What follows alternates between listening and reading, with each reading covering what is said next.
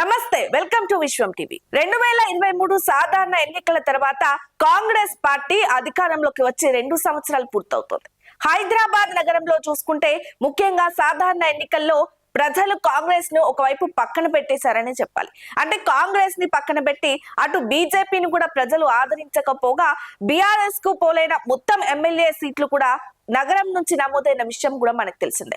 ఏదైతే హైదరాబాద్ నగరంలో ఉన్నటువంటి ఎమ్మెల్యే సీట్లకు సంబంధించి సగానికి పైగా ఎక్కువ కూడా బీఆర్ఎస్ పార్టీకే వెళ్ళాయి. మరి ఈ నేపథ్యంలో జీహెచ్ఎంసీ ఎన్నికలకు సంబంధించి 2020వ సంవత్సరంలో డిసెంబర్లో జీహెచ్ఎంసీ ఎన్నికలు జరిగాయి. మళ్ళీ కాంగ్రెస్ ప్రభుత్వం వచ్చి 2 సంవత్సరాలు పూర్తవుతున్న నేపథ్యంలో జీహెచ్ఎంసీ ఎన్నికలు ఎప్పుడు జరగనున్నాయి? నూతనంగా జీహెచ్ఎంసీ ఎన్నికలకు సంబంధించి ప్రభుత్వం ఏ విధంగా ముందుకు వెళ్లే అవకాశం ఉంది చూద్దాం.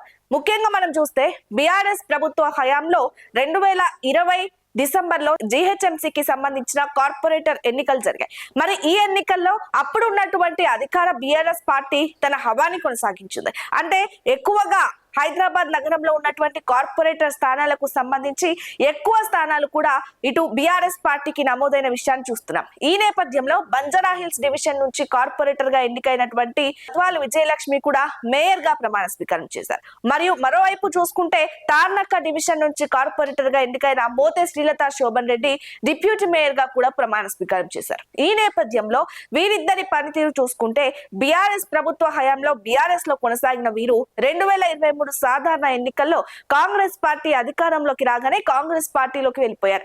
మరి ఈ నేపథ్యంలో హైదరాబాద్ నగర వ్యాప్తంగా అభివృద్ధిలో కావచ్చు ముఖ్య పాత్ర పోషించే కార్పొరేటర్లు మరి ఈ ఎన్నికల్లో కార్పొరేటర్ సంబంధించినటువంటి స్థానాల్లో ప్రజలు ఎవరికి మద్దతు ఇచ్చే అవకాశం ఉంది చూద్దాం. అంటే మరోవైపు చూసుకుంటే ఇవాటి నుంచి మనము లెక్క పెట్టుకుంటే గనక ఇంకా 84 రోజులు, సరిగ్గా 84 రోజుల్లో కార్పొరేటర్ల పదవీ కాలం ముగుస్తుంది. ఈ నేపథ్యంలో మేయర్ తో పాటు డిప్యూటీ మేయర్ పదవీ కాలం కూడా ముగుస్తుంది. మరి ఈ నేపథ్యంలో సరిగ్గా 84 రోజుల్లోనే కాంగ్రెస్ ప్రభుత్వం జీహెచ్ఎంసీ ఎన్నికలు నిర్వహించే అవకాశం ఉందా, లేదా ప్రత్యేక ఆఫీసర్ కూడా వచ్చి పాలన కొనసాగించి కాంగ్రెస్ ప్రభుత్వం మరింత ఆలస్యంగా ఎన్నికలు నిర్వహించే అవకాశం ఉందా ఒకసారి చూద్దాం. అంటే ఖచ్చితంగా కూడా ఏదైతే వచ్చే 2026 ఫిబ్రవరి 26 నాటికి కూడా కార్పొరేటర్ల పదవీ కాలం ముగుస్తుంది. మరి కార్పొరేటర్ల మళ్ళీ ఎన్నికలకు సంబంధించి ప్రభుత్వం ఏమన్నా ప్రకటన చేస్తుందా, లేదా కార్పొరేటర్ ఎన్నికలు ఆలస్యమయ్యే అవకాశం ఉందా అనే సందేహాలు వస్తున్నాయి.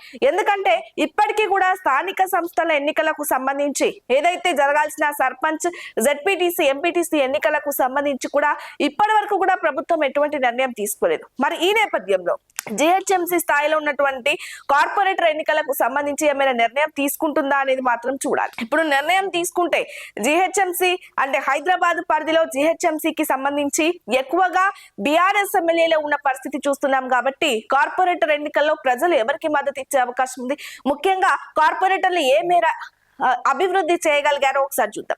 అంటే ఇప్పుడు గతంలో జరిగిన కార్పొరేటర్ ఎన్నికల్లో జీహెచ్ఎంసీ వ్యాప్తంగా కూడా బీఆర్ఎస్ కార్పొరేటర్లే ఎక్కువగా గెలిచిన విషయాన్ని చూస్తున్నాం. కానీ హైదరాబాద్ నగరంలో చూసుకుంటే ఎక్కడికి వెళ్ళినా కానీ సరిగా నిధులు లేకపోవడము, చిన్న చిన్న అభివృద్ధి కార్యక్రమాలు కూడా జరగకపోవడము, రోడ్లు తవ్వి అలానే పెట్టేయడము, కార్పొరేటర్లపై కూడా తీవ్ర స్థాయిలో ప్రజలు మండిపడుతున్నారు. కార్పొరేటర్ ఎన్నికల్లో గెలిపిస్తే కనీసం తమ బస్తీలలోకి ఏం చేయలేదు, వీధి లైట్లు తేలేదు అంటూ కూడా ప్రజలు బహిరంగంగా చెప్తున్న విషయాన్ని చూసాం. కానీ ఈ నేపథ్యంలో కాంగ్రెస్ ప్రభుత్వం వచ్చిన తర్వాత ఇంతవరకు జరగాల్సిన స్థానిక సంస్థల ఎన్నికలే జరగలేదు. కాబట్టి మనం చూసుకుంటే వచ్చే ఏడాది 2026 ఫిబ్రవరి కల్లా కార్పొరేటర్ల పదవీ కాలం ముగుస్తుంది. మరి కార్పొరేటర్లకి ఎన్నికలకి మళ్ళీ నోటిఫికేషన్ త్వరగా వచ్చే అవకాశం ఉందా, లేదా స్పెషల్ ఆఫీసర్ పాలన కొనసాగి ఆ తర్వాత కార్పొరేటర్ ఎన్నికలు వస్తాయా అని మాత్రం వేచి చూడాలి.